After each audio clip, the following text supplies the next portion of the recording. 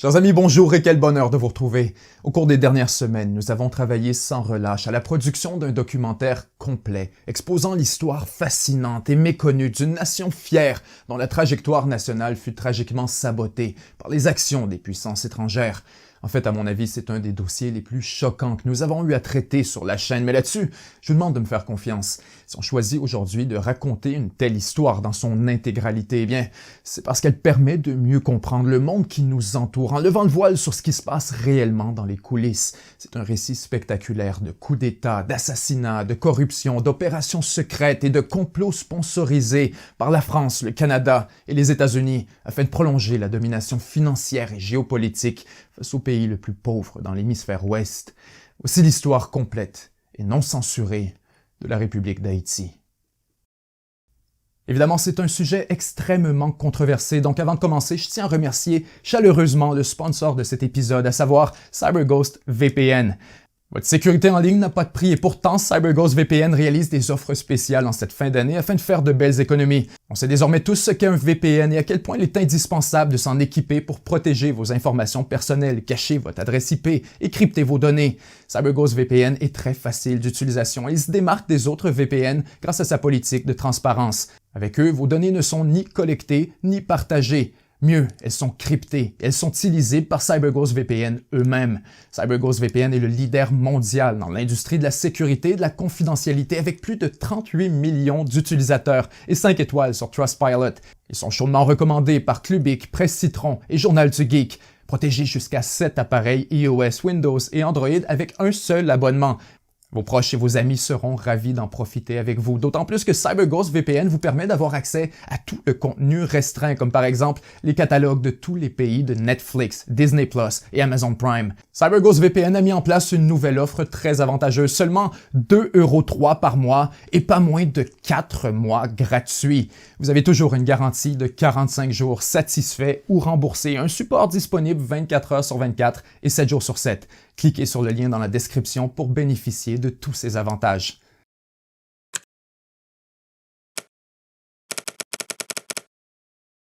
Nous sommes le 6 décembre 1492. Parti à la recherche d'un passage vers les Indes, le navire de Christophe Colomb, le Santa Maria, est échoué sur un récif, tout près d'une île alors inconnue par la civilisation européenne. Une fois sur la plage, les Espagnols découvrent une île tropicale à la beauté époustouflante, un territoire gigantesque à la végétation abondante et aux immenses réserves d'or. Les peuples qui habitent la région depuis des centaines d'années, les Taínos et les Arawaks, disent appeler cet endroit Haïti. Or pour les Espagnols, ce sera Hispaniola, la petite Espagne.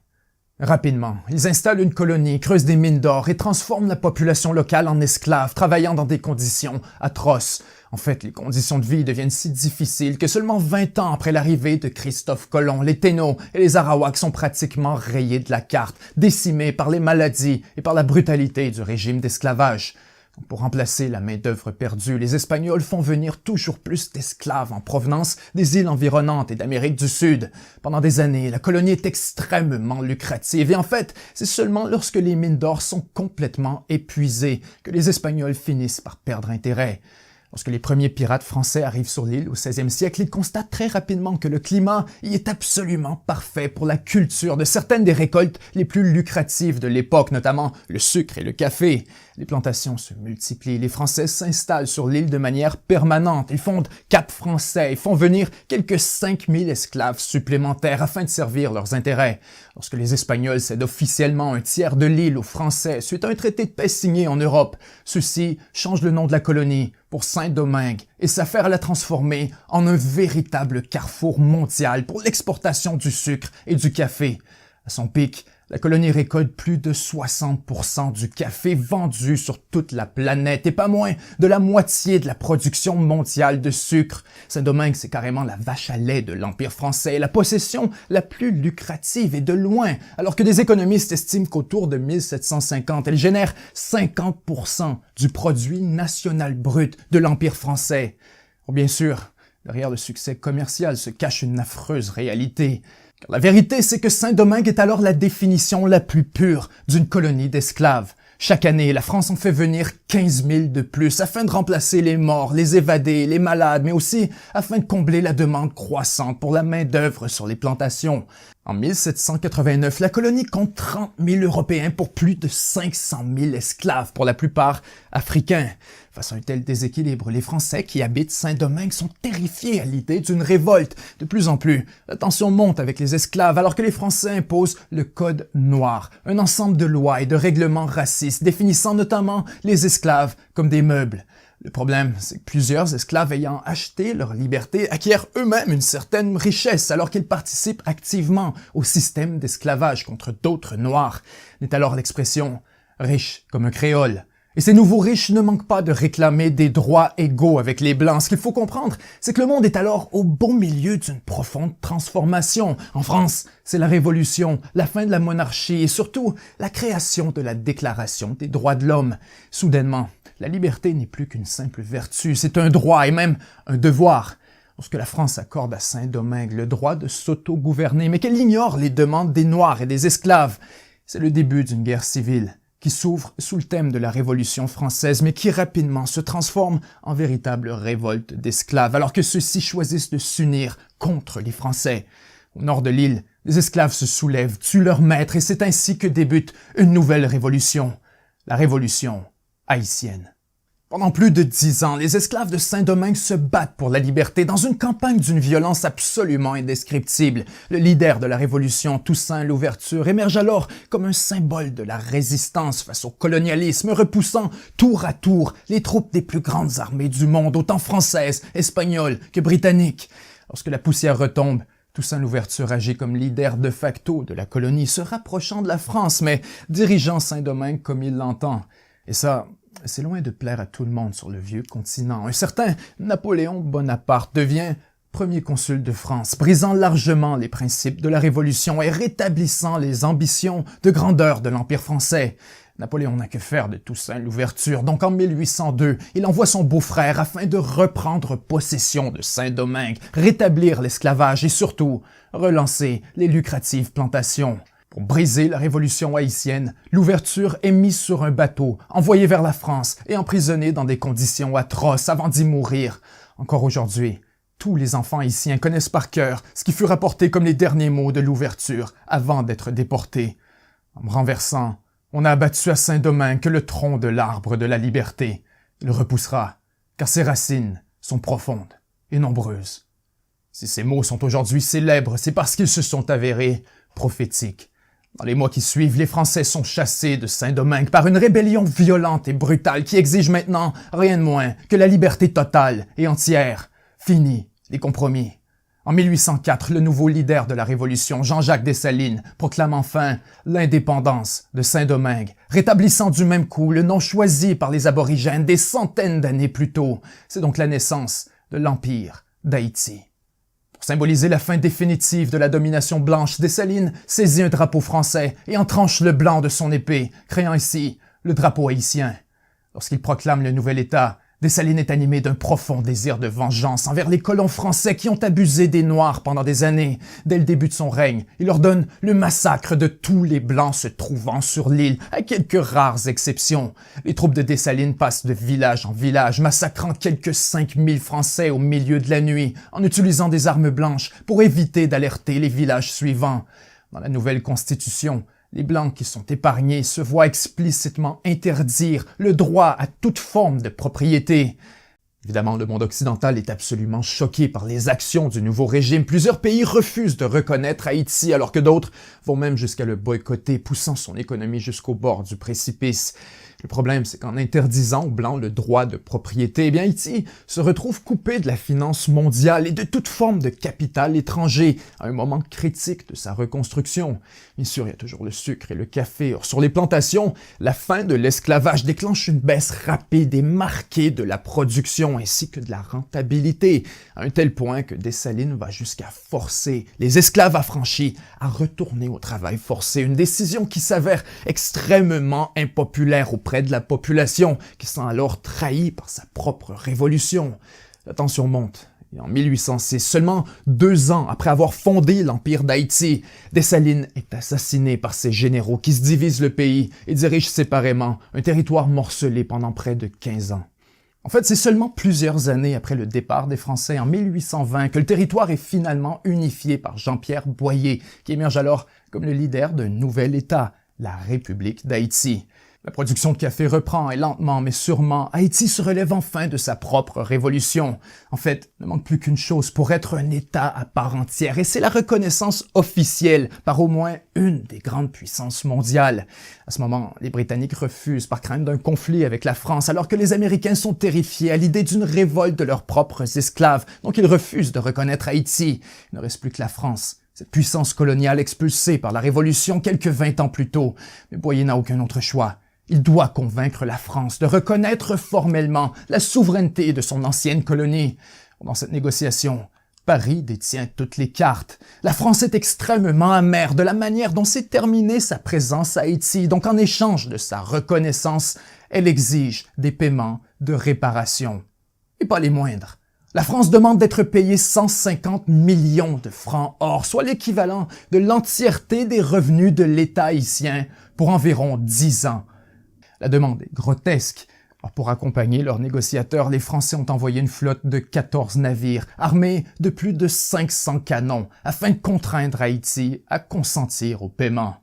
Ainsi, sous la menace des canons français, Boyer n'a pas le choix. Il accepte. Haïti devient donc enfin un État indépendant. Or, l'est-il vraiment? Et surtout, à quel prix? Au cours des décennies qui suivent, Haïti s'endette auprès des banques françaises à des taux de parfois 25% pour rembourser quelques 112 millions de francs or transportés depuis Port-au-Prince directement dans les coffres des banques françaises. Lorsqu'il s'avère évident que le gouvernement haïtien sera incapable de rembourser sa dette, alors les créditeurs français prennent les grands moyens et fondent la Banque nationale d'Haïti afin de contrôler directement les finances de l'État haïtien. Soudainement, le gouvernement ne peut ni dépenser, ni déposer son propre argent sans avoir à verser une commission à la Banque française. En quelques années, les revenus de l'État sont drainés à une vitesse absolument époustouflante, alors que la stabilité financière et politique du pays est de plus en plus fragile. Haïti est désespéré, et c'est à ce moment précis que les États-Unis se joignent à la partie. Ce qu'il faut comprendre, c'est que les Américains sont profondément embêtés par l'influence des puissances étrangères sur un pays des Caraïbes qu'ils considèrent comme faisant clairement partie de leur sphère d'influence. Pour établir l'influence sur Haïti, les États-Unis rachètent la dette française à travers un nouveau prêt gigantesque et c'est alors la National City Bank de New York qui prend le contrôle effectif de la Banque nationale haïtienne et de tout ce que ça implique. Or, ce nouveau prêt est émis à des conditions draconiennes. Et encore une fois, Haïti plonge dans une période de profonde instabilité politique, alors qu'en moins de 5 ans, 7 présidents haïtiens sont soit assassinés ou encore forcés à la démission. Pour les Américains, Haïti s'avère ingouvernable et progressivement, pour se faire payer, les choses passent de l'extorsion au vol en plein jour. Le 17 décembre 1914, à 13 heures, un navire américain, le USS Machias, débarque 8 soldats sur les côtes de Port-au-Prince. Les hommes se rendent directement à la Banque nationale pour y voler l'entièreté des réserves en or et les ramener à New York dans les coffres de la National City Bank.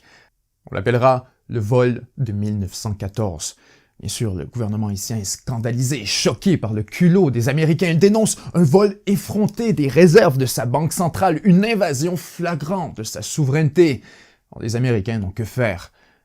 L'année suivante, à la demande directe de la National City Bank, le président américain Woodrow Wilson va encore plus loin et ordonne carrément l'invasion militaire de la République d'Haïti.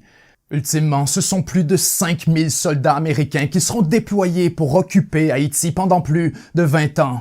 Dès leur arrivée, ils instaurent la loi martiale, ils installent un gouvernement pro-américain et prennent le contrôle des taxes afin de se rembourser directement depuis les poches des Haïtiens. Des années plus tard, un général américain ayant participé à l'occupation d'Haïti écrira dans ses mémoires « J'ai fait d'Haïti un endroit décent pour que les garçons de la National City Bank puissent encaisser des revenus. » L'occupation s'avère brutale. Pour décourager la résistance de la population, les Américains assassinent un leader rebelle, Charlemagne Péralte, pour ensuite photographier son corps attaché à une porte et distribuer la photo partout à travers le pays. Lorsque les Américains quittent enfin après 20 ans d'occupation, les institutions du pays sont largement des coquilles vides, donc Haïti doit essentiellement repartir à zéro dans la construction d'un État fonctionnel. Sans surprise, le pays est plongé dans une nouvelle période d'instabilité pendant près de 25 ans, alors que les différentes factions se disputent le pouvoir et que l'armée émerge comme une force politique majeure impliquée dans de nombreux coups d'État. En fait, c'est seulement en 1957, avec l'ascension d'un nouveau leader, un certain Papa Doc, que le pays retrouve enfin la stabilité. Ancien ministre et médecin, François Duvalier, ou Papa Doc, se présente comme un politicien de nouveau genre, un réformiste unissant les classes pauvres et ouvrières de la société pour gagner la présidence avec une marge de 5 contre 1. Ce qu'il faut comprendre, c'est qu'à ce moment, Haïti vient de voir passer 5 gouvernements provisoires en moins de 6 mois. Donc, dès son arrivée, Papa Doc prend des mesures radicales pour consolider son pouvoir, notamment en bannissant les partis rivaux et en faisant fermer les médias critiques de son gouvernement. Les Américains, de leur côté, ne savent pas trop comment réagir face à l'attitude de Duvalier. D'un côté, ils voient très bien que le régime de Papa Doc prend une tournure autoritaire, mais d'un autre, il faut se rappeler que le monde est alors au beau milieu de la guerre froide, que les révolutions communistes se multiplient un peu partout à travers le monde, y compris en Amérique latine et même à Cuba, à seulement quelques kilomètres des États-Unis. Donc, dans ce contexte, les Américains sont terrifiés à l'idée que la chute de Duvalier n'ouvre la porte à une révolution communiste en Haïti. Ainsi, dès son élection en 1957, les Américains appuient secrètement le régime de Papa Doc. En 1958, la CIA assiste directement François Duvalier dans la création, l'armement et la formation d'une nouvelle police paramilitaire qu'on appellera les Tontons Macoutes. À mi-chemin entre une armée et une police secrète, les forces des Tontons Macoutes sont 2 fois plus nombreuses que celles de l'armée et leur unique mandat est alors de protéger le président Duvalier, son pouvoir ainsi que son régime, coûte que coûte. Dès le départ, ils sont accusés de brutalité, d'exactions politiques et d'assassinat contre les opposants du régime. Or, les États-Unis ferment les yeux. La seule chose qui compte, c'est que Duvalier s'oppose au communisme. Et avec Fidel Castro qui vient de s'installer au pouvoir à Cuba, les Américains sont terrifiés à l'idée que les communistes cubains essaient d'envahir Haïti. Et bien sûr, avec le recul, ça peut sembler un peu paranoïaque, mais en fait, c'est exactement ce qui se produit en 1959. Fidel Castro envoie une force d'invasion pour renverser Duvalier et conquérir Haïti au nom de la révolution communiste. Aux États-Unis, la panique est totale. Les Américains envoient des Marines pour appuyer l'armée haïtienne qui est alors entièrement mobilisée. Les envahisseurs sont vaincus, mais à ce moment précis, les États-Unis réalisent que dans la géopolitique de la guerre froide, ils n'ont plus d'autre choix que d'appuyer le régime de Papa Doc. Et ça, Papa Doc le comprend très bien. Les États-Unis ne peuvent plus l'abandonner. Soudainement, ils ne gênent plus pour défier Washington. Ils demandent de l'aide financière, exigent un moratoire sur le remboursement des dettes aux entreprises américaines et suggèrent ouvertement que Washington est largement responsable de la misère d'Haïti. Secrètement, la CIA estime que Papa Doc glisse vers la gauche et qu'il s'entoure de plus en plus de ce qu'ils appellent une clique de gauchistes. Lorsqu'Haïti cesse de rembourser ses dettes aux compagnies américaines, alors là, c'est la goutte qui fait déborder le vase.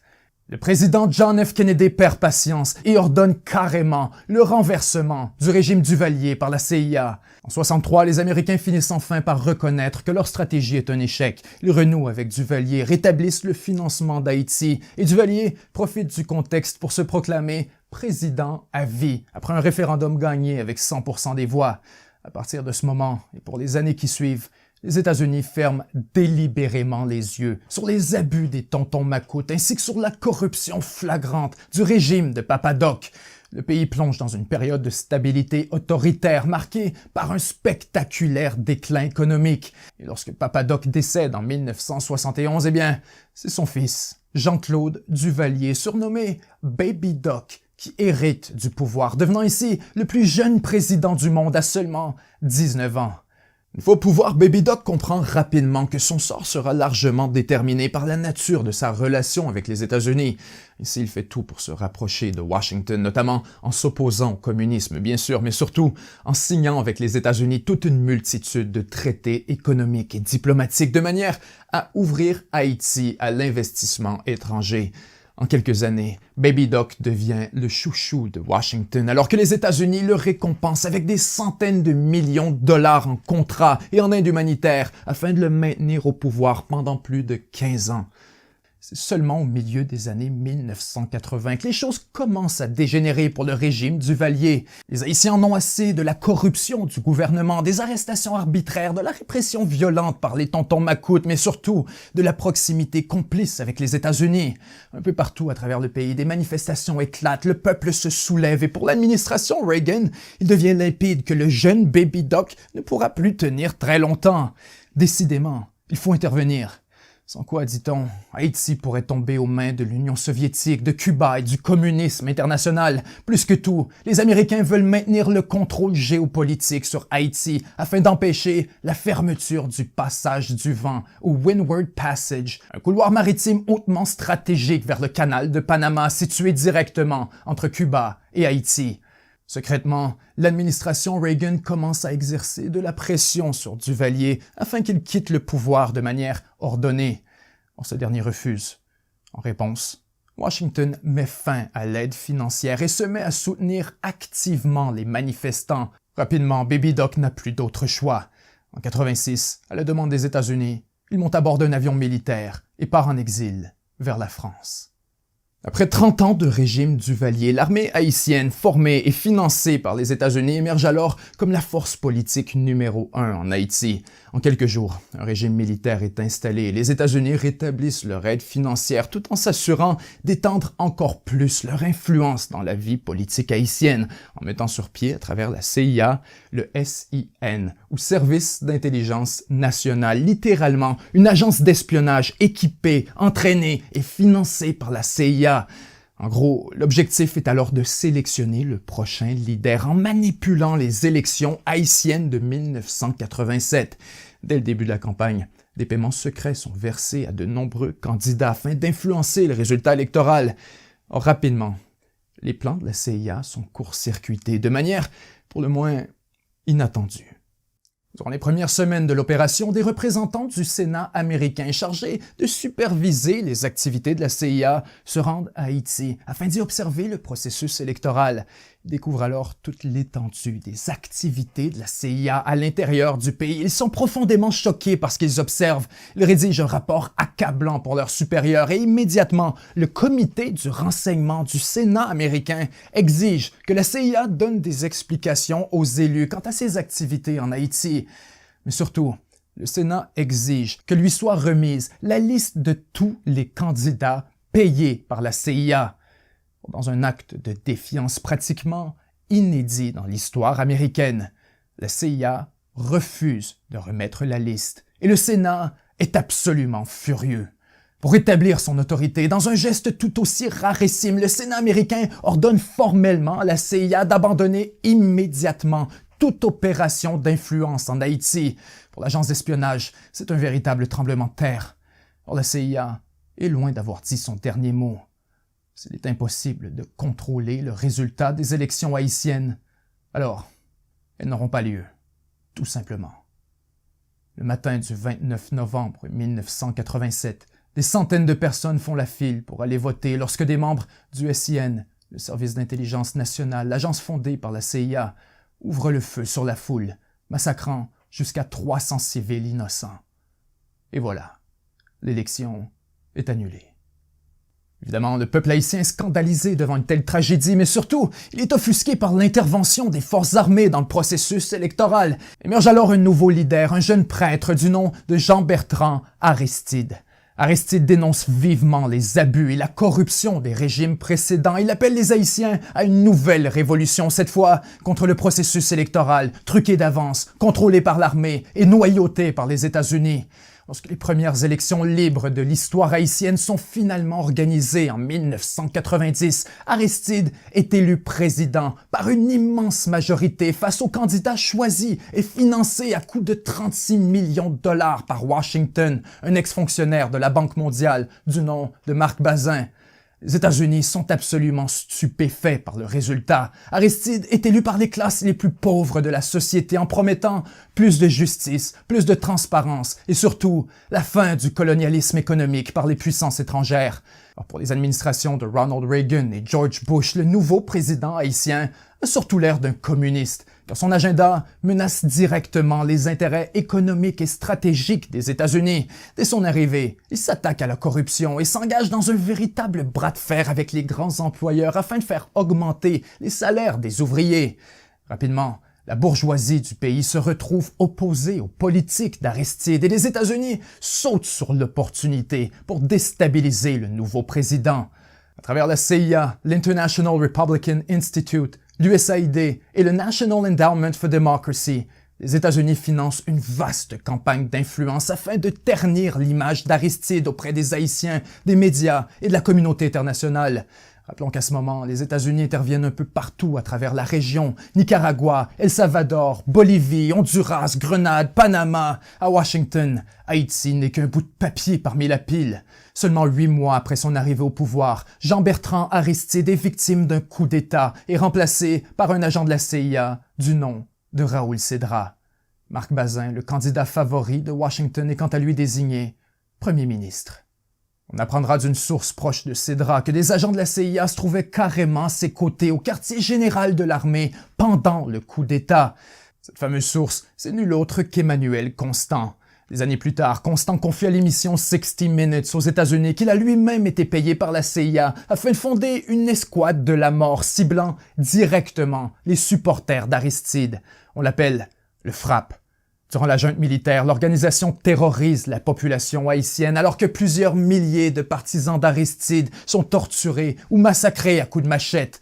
Les violences politiques tournent carrément la crise humanitaire alors que des dizaines de milliers d'Haïtiens désespérés prennent la mer à bord de radeaux de fortune. Soudainement, il devient très clair que l'Amérique doit changer d'approche car face à des manifestations monstres autant en Haïti qu'aux États-Unis, il n'y a plus aucun doute que le régime militaire a perdu le contrôle. D'un jour à l'autre, une révolution pourrait survenir et l'influence américaine en Haïti s'en trouverait complètement dévastée par un gouvernement hostile à ses intérêts. Si la junte militaire est pour s'effondrer, alors aussi bien choisir maintenant qui la remplacera. Lorsque Bill Clinton arrive à la présidence en 1993, il adopte une stratégie radicalement différente afin de récupérer l'influence américaine et retrouver la faveur du peuple haïtien. Au fond, l'idée est relativement simple.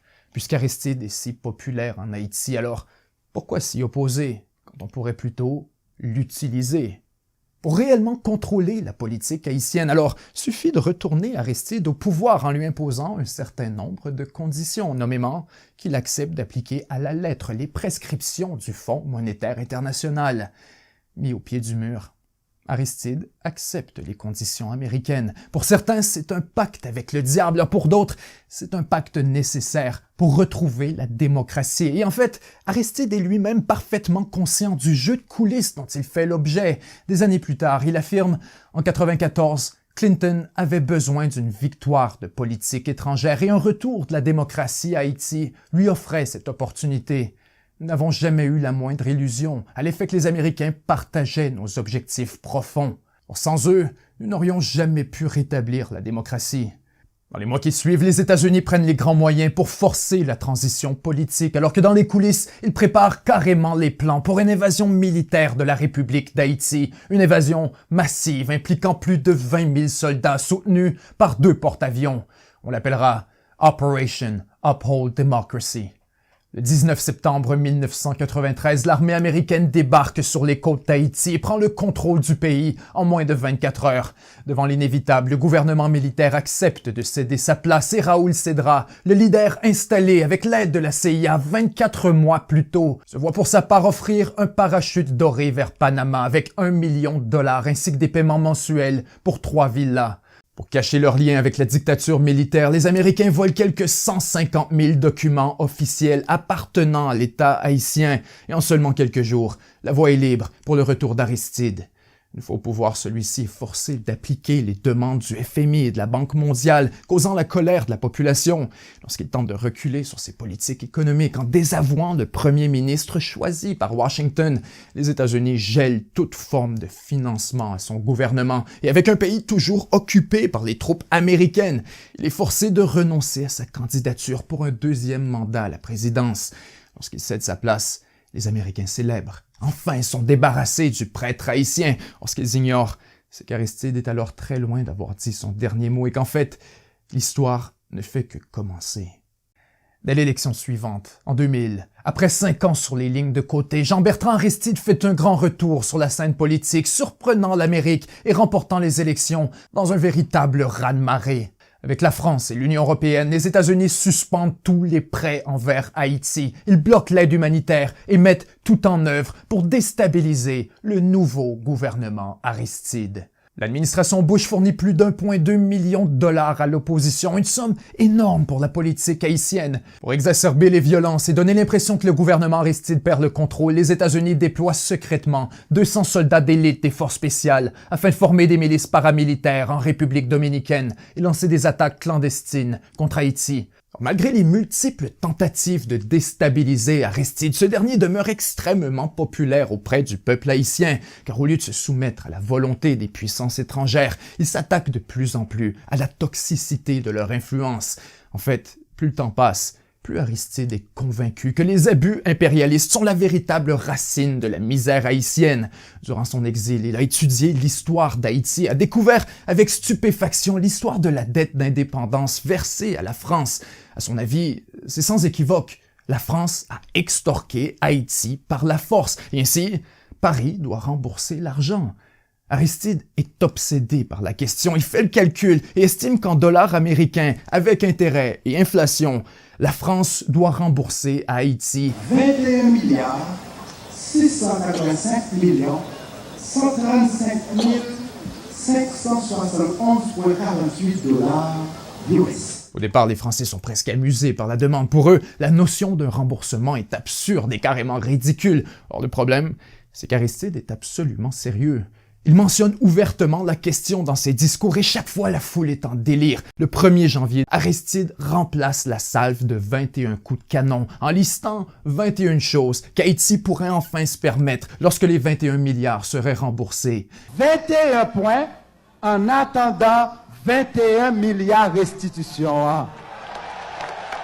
Écoles, hôpitaux, médicaments, nourriture, le message est clair. La misère d'Haïti, c'est la misère de la dette et la France doit rembourser.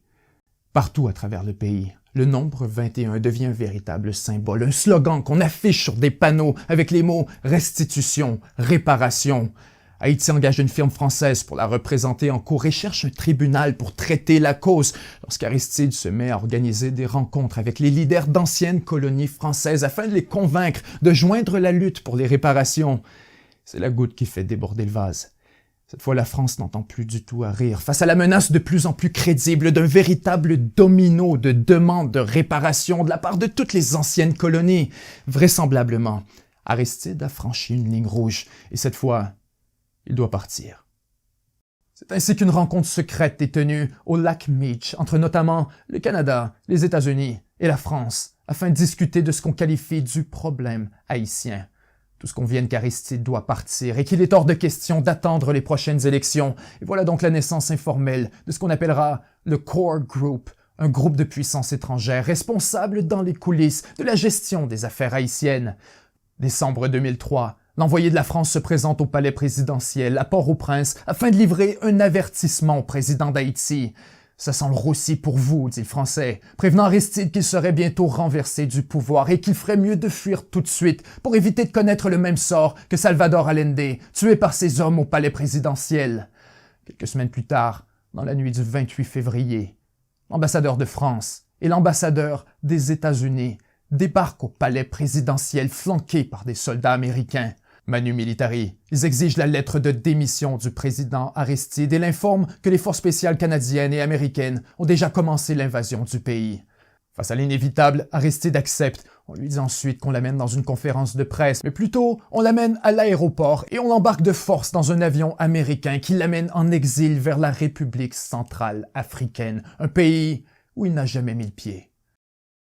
Hold on for a second, please. President Aristide resigned. He has left his country. The Constitution of Haiti is working. I have ordered the deployment of Marines as the leading element of an interim international force to help bring order and stability to Haiti. Les Marines américains débarquent par milliers, accompagnés par des centaines de soldats canadiens et français afin de prendre le contrôle effectif d'Haïti. Seulement quelques jours après le départ d'Aristide, les membres du Core Group organisent la sélection d'un nouveau président, Alexandre Boniface.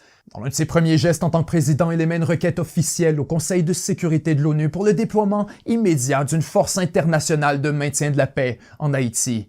Pour certains, c'est surtout un moyen de prêter de la légitimité à l'occupation militaire du pays par les forces étrangères. Quant au poste de premier ministre, on sélectionne un ancien fonctionnaire de l'ONU, alors résident des États-Unis, Gérard Latortue. Quelques jours à peine après son arrivée au pouvoir, Latortue est reçu à l'Élysée par le président Jacques Chirac, où ils annoncent ensemble qu'après mûre réflexion, l'État d'Haïti renonce à la restitution. Eh bien, nous avons parlé d'un nouveau départ que nous souhaitons en Haïti avec la France. Après les problèmes des dernières années où les relations étaient un petit peu affectées négativement par tous les efforts de l'ancien régime pour demander une restitution de la dette de l'indépendance, eh bien, aujourd'hui, nous savons bien que légalement, il n'y avait aucune base à cette demande. Nous voulons simplement renouveler la coopération sur de nouvelles bases et nous souhaiterions que la France nous apporte son concours. Tout est bien qui finit bien. Afin d'anéantir toute forme de résistance au coup d'État contre Aristide et garantir la stabilité du nouveau gouvernement, les forces de l'ONU lancent des attaques armées dans les quartiers les plus démunis d'Haïti, faisant des centaines de morts. Les casques bleus sont alors accusés de nombreux crimes de guerre, notamment d'assassinats politiques et d'une multitude d'abus sexuels qui, à ce jour, demeurent largement impunis. Dans Cité Soleil, l'un des fiefs du président Aristide, les forces de l'ONU participent à un raid absolument désastreux menant au massacre d'innombrables civils haïtiens et provoquant un véritable tollé au sein de la population. Lorsque demandé de s'expliquer à ce propos, le premier commandant des forces de l'ONU fait une déclaration choc. Nous vivons une pression extrême de la communauté internationale pour recourir à la violence, dit-il. Il cite explicitement le Canada, la France et les États-Unis. Un certain commandant Bachelard prend alors le relais de la mission. Le 6 janvier 2006, le chef de mission des Nations Unies annonce qu'il y aura un nouveau raid sur Cité Soleil et qu'il faut s'attendre à encore plus de morts civiles. Je crois qu'il y aura des dommages collatéraux, dit-il, mais nous devons imposer notre force. Il n'y a aucun autre moyen. Le même jour, le commandant Mata Bachelard est retrouvé mort dans sa chambre d'hôtel, une balle dans la tête. Confronté à une hostilité grandissante de la population, le gouvernement installé par les puissances étrangères s'accroche au pouvoir et repousse 4 fois les élections. Or, c'est absolument futile. Dès qu'ils ont l'occasion de voter, les Haïtiens rejettent massivement le candidat favori des Américains et choisissent plutôt un proche d'Aristide, que certains appellent même son jumeau, René Préval. C'est une défaite majeure pour les États-Unis. C'est exactement dans ce contexte que le couple Clinton fait un grand retour dans la politique haïtienne. D'abord, Hillary Clinton devient secrétaire d'État sous Barack Obama, alors que presque en même temps, Bill Clinton est choisi pour devenir envoyé spécial des Nations Unies en Haïti. Les Clinton ont alors de grandes ambitions. Attirés par les bas salaires, ils veulent faire d'une pierre deux coups en relançant le secteur manufacturier afin de fournir de la main-d'œuvre à bas prix aux corporations américaines et créer des emplois pour la population haïtienne. Pour ce faire, il suffit de convaincre Haïti d'enfin ouvrir ses portes à l'investissement étranger. Et c'est alors que l'histoire prend une tournure tragique qui changera pour toujours et à jamais le destin du peuple haïtien. Le 12 janvier 2010, 16h53, la terre tremble, et en quelques heures, la misère haïtienne devient un véritable enfer. Lorsque la poussière retombe, la dévastation est telle qu'il est pratiquement impossible de la décrire autrement qu'en termes apocalyptiques. Partout où le regard se pose, il ne reste que ruines et décombres. Ultimement, quelques 150 000 personnes sont tuées, alors que plus d'1,5 million d'Haïtiens se retrouvent sans abri. Les images des dégâts font le tour du monde et immédiatement l'industrie de l'aide humanitaire s'active afin de répondre à la catastrophe. Quelques jours plus tard, Hillary Clinton se rend personnellement à Port-au-Prince afin d'y organiser les premiers efforts de reconstruction, alors que simultanément, Bill Clinton se voit confier l'immense responsabilité de superviser la collecte de fonds. Des milliards de dollars sont récoltés, alors que dans les coulisses, les Clinton tirent les ficelles pour gérer eux-mêmes l'allocation et la distribution de l'argent récolté, notamment avec l'aide de la Fondation Clinton. Hillary dirige alors le fonds de 4 milliards du département d'État, alors que Bill est nommé co-directeur du Fonds unique international pour la reconstruction d'Haïti. Pour le seconder, on choisit le premier ministre haïtien, Jean-Max Bellerive. Ensemble, Bellerive et le couple Clinton sont rapidement accusés d'avoir recours à plusieurs stratégies de collusion et de corruption afin de s'enrichir personnellement sur le dos de la catastrophe. En fait, certains exemples sont si flagrants qu'ils sont presque dignes de la caricature. Fin 2012, une entreprise américaine du nom de VCS Mining annonce une nouvelle pour le moins surprenante. Elle affirme avoir obtenu du gouvernement haïtien les premiers permis afin de miner de l'or en Haïti depuis plus de 50 ans.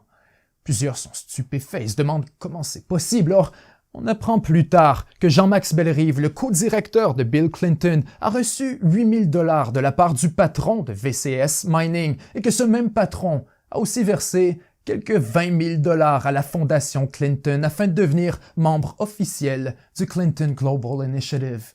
Pire encore, on apprend que Jean-Max Bellerive siège directement sur le conseil de VCS Mining, exactement comme un certain Tony Rodham, nul autre que le frère de Hillary Clinton.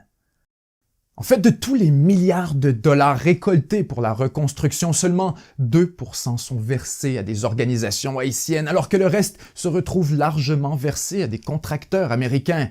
Pour certains, l'argent est dilapidé de manière si grotesque et si scandaleuse que c'est carrément l'un des pires échecs de toute l'histoire de l'industrie humanitaire. Et les choses ne font qu'empirer. Fin 2010, des soldats de l'ONU rejettent leurs égouts dans une rivière haïtienne, introduisant ici le choléra et causant une épidémie majeure qui dégénère rapidement en une véritable crise humanitaire. Plusieurs centaines de milliers d'Haïtiens sont contaminés par la maladie alors qu'on rapporte un minimum de 10 000 morts. Selon une étude récente, le nombre de victimes serait en fait grossièrement sous-estimé, peut-être même par un facteur de 10. Face à une telle incompétence et une telle arrogance, le gouvernement haïtien se montre de plus en plus réticent à collaborer avec les partenaires internationaux. Et très rapidement, la pression commence à monter entre les deux camps. Les membres du Core Group, dont la France, le Canada, mais aussi les États-Unis à travers Bill et Hillary Clinton, commencent à exercer de la pression pour tenir une élection aussi rapidement que possible afin d'installer à Port-au-Prince un gouvernement, disons, plus malléable. Le problème, c'est qu'à ce moment, Haïti est encore complètement dévasté. Donc, tenir une élection dans un tel contexte est pratiquement une garantie que les choses tournent à la parodie et que l'élection ne soit rien de plus qu'une vulgaire mascarade. Les donateurs internationaux n'ont que faire des préoccupations locales, même si plus d'1 million d'Haïtiens sont toujours sans abri. Ils insistent pour que l'élection ait lieu. Et sans surprise, le premier tour se déroule dans un chaos total. Le parti d'Aristide est banni des élections, des violences éclatent, des bureaux de vote sont fermés, des fraudes massives sont rapportées, alors que moins de 20% de la population réussit à voter. D'après les premiers résultats, Michel Martelly, le candidat désigné personnellement par Bill et Hillary Clinton, est éliminé dès le premier tour. Or, les États-Unis, le Core Group, contestent les résultats. Ils imposent un recomptage dont la méthode est encore aujourd'hui largement dénoncée par les observateurs indépendants. Et tout d'un coup, Martelly est qualifié pour le deuxième tour, alors que les résultats initiaux sont renversés sans la moindre justification. Plusieurs demandent alors de retarder la tenue du deuxième tour, le temps qu'un scrutin décent puisse être organisé. Or, Washington refuse. Barack Obama menace de bloquer l'aide humanitaire, et ce, malgré l'état toujours catastrophique de la situation sur le terrain.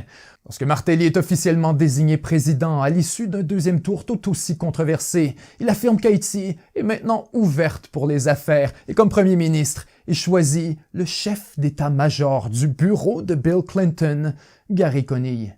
Pour certains, C'est alors le pic total de l'influence Clinton en Haïti, alors que le président et le premier ministre sont tous les deux des protégés directs. Des années plus tard, le secrétaire de la commission électorale haïtienne avouera publiquement que les élections de Martelly avaient été truquées par l'Amérique. Une fois au pouvoir, Martelly se rend immédiatement à Washington afin d'y rencontrer Hillary Clinton, mais aussi des officiels de la Banque mondiale ainsi que du Fonds monétaire international. Ultimement, face à l'hostilité grandissante de la population, Martelly n'a d'autre choix que démissionner, ce qui veut dire que pour gagner la prochaine élection, Washington doit trouver un nouveau candidat. Ils choisissent alors un certain Jovenel Moïse et l'introduisent sous le même parti que leur protégé Michel Martelly. Plusieurs dénoncent une fois de plus des fraudes massives, alléguant un véritable coup d'État électoral en provenance de l'étranger, mais sans surprise, le conseil électoral sponsorisé par Washington conclut que malgré plusieurs irrégularités, Moïse est bel et bien le nouveau président. Comme prévu, dès son arrivée, Moïse se montre un allié indéfectible de Washington. Il relance l'armée, impose la rigueur fiscale pour payer les banques, il rejette la Chine et se range même avec les États-Unis face au Venezuela. Washington ne peut rêver d'un meilleur protégé. Le seul problème, c'est que dès 2019, les conditions de vie se dégradent rapidement en Haïti, alors que l'inflation fait des ravages et que le gouvernement Moïse est de plus en plus contesté. On accuse le président de corruption, des scandales massifs sont exposés au grand jour et de plus en plus, Jovenel Moïse est forcé de payer et d'équiper des gangs criminels afin de réprimer les manifestations. Avec l'appui secret de l'État, ces gangs deviennent rapidement de véritables organisations paramilitaires avec un contrôle grandissant sur la société haïtienne. Étant donné la controverse initiale face à l'élection de Jovenel Moïse, il existe un débat intense quant à la durée de son mandat. Rapidement, le conflit tombe dans l'impasse et le gouvernement devient dysfonctionnel alors que Moïse s'accroche en repoussant les élections et en dirigeant par décret. La tension monte. Dans les coulisses, on entend des rumeurs de complot et de coups d'État contre le président. Finalement, la nuit du 7 juillet 2021, Jovenel Moïse est assassiné par un groupe de 28 mercenaires venus de l'étranger. On apprendra plus tard que les hommes ont été recrutés par une firme américaine du nom de CTU Security, la même entreprise impliquée dans la tentative d'assassinat du président vénézuélien Nicolás Maduro en 2018. Encore aujourd'hui, plusieurs théories compétitionnent pour expliquer les événements, mais la théorie la plus fréquente demeure la suivante. Avec l'appui au moins tacite des États-Unis, du Core Group et de la bourgeoisie haïtienne, un homme du nom de Réginald Boulos aurait organisé et financé l'assassinat afin de lui-même s'installer au pouvoir. Non seulement Réginald Boulos est un fervent opposant de Moïse et lui-même un candidat aux élections présidentielles, mais encore plus, c'est l'un des principaux supporters des coups d'État de 1991 et 2004 contre Jean-Bertrand Aristide, en plus d'être un proche collaborateur des États-Unis, ayant siégé auprès de Bill Clinton sur le très fameux Fonds de reconstruction haïtien évoqué plus tôt. Les courriels ayant fuité sur Wikileaks ont également démontré que Boulos collaborait secrètement avec l'équipe d'Hillary Clinton pour manipuler les résultats de l'élection présidentielle en 2010 et 2011. Boulos nie toute implication dans l'assassinat. 2 jours avant les événements, il retient les services d'un lobbyiste afin de représenter ses intérêts à Washington. Lorsque Moïse est remplacé, le premier geste du nouveau premier ministre est de déclarer un état de siège et quelques heures plus tard, il demande officiellement, au nom d'Haïti, une intervention militaire des États-Unis. Bien sûr, les Haïtiens sont en colère et totalement opposés à une telle idée, donc le Sénat désigne un nouveau président. Les États-Unis s'y opposent et installent plutôt Ariel Henry, qui sans jamais avoir été élu devient président et premier ministre avec plein pouvoir sur les affaires du pays. Plusieurs sont alors scandalisés devant une ingérence aussi flagrante, tellement que l'envoyé spécial des États-Unis pour Haïti démissionne carrément de son poste en affirmant dans sa lettre de démission « Je pense qu'Haïti ne connaîtra jamais la stabilité tant que ses citoyens ne seront pas jugés dignes de choisir leurs dirigeants en toute équité et honnêteté. On ne peut qu'être effaré par cette illusion de toute puissance qui nous persuade que ce serait à nous, une fois de plus, de désigner le vainqueur. » Voilà ce qui nous amène à aujourd'hui. La situation sur le terrain se dégrade rapidement, alors que les finances publiques sont à leur plus bas, que l'inflation fait des ravages et que les gangs de rue se sont largement retournés contre le gouvernement, assurant eux-mêmes l'autorité dans plusieurs zones, incluant environ 60% de la capitale. Sans surprise, les gouvernements occidentaux sautent sur l'occasion pour présenter Jimmy Barbecue comme un véritable Ben Laden des Caraïbes et réclamer une intervention militaire sous un prétexte supposément humanitaire, et ce, malgré l'opposition farouche du peuple haïtien. Chers amis, soyons lucides et voyons la réalité pour ce qu'elle est vraiment. Ce qui se prépare actuellement sous nos yeux, c'est carrément une nouvelle invasion militaire d'Haïti. Non pas pour défendre les intérêts des Haïtiens, mais bien pour défendre les intérêts stratégiques, économiques et géopolitiques de l'Occident. Se mettre la tête dans le sable et prétendre que nos intentions sont nobles relève de la pire forme d'arrogance et d'hypocrisie, mais encore plus, cela démontre une ignorance de l'histoire presque intellectuellement embarrassante. Étant citoyen canadien, j'ai honte des actions de mon pays. J'ai honte de ma civilisation. J'ai honte de l'indignité, de l'impunité, de la complaisance, mais aussi de toutes les choses qui n'ont pas pu être ajoutées dans ce documentaire afin d'en préserver la décence face à la censure. Croyez-moi, ce n'est que la pointe de l'iceberg et d'innombrables éléments ont dû être passés sous silence. La misère haïtienne, c'est notre histoire à tous. C'est l'histoire de l'Occident, de comment il fonctionne avec ses jeux de coulisses, ses intérêts cachés et sa manière tordue d'altérer le fil de l'histoire pour toujours façonner le monde selon ses propres volontés. Alors que les appels à l'intervention militaire se multiplient dans l'espace public, rappelons-nous des enjeux, de notre histoire, de toutes nos contradictions et acceptons que pour une fois, le destin d'Haïti doit d'abord respecter la volonté des Haïtiens. Mes amis, j'ai été profondément choqué par tout ce que j'ai découvert dans la recherche de ce documentaire et après avoir exposé autant que possible ce que nos frères haïtiens savent depuis déjà très longtemps. Vraiment, la seule chose qui me vient en tête en terminant ce document, c'est vive Haïti. Vive l'indépendance, vive la République, vive tous ceux qui se tiennent debout et n'abandonnez jamais la longue marche vers la terre promise, celle jurée par vos ancêtres il y a maintenant plus de 200 ans. Comme disait Dessalines, effrayez tous ceux qui seraient tentés de ravir votre liberté.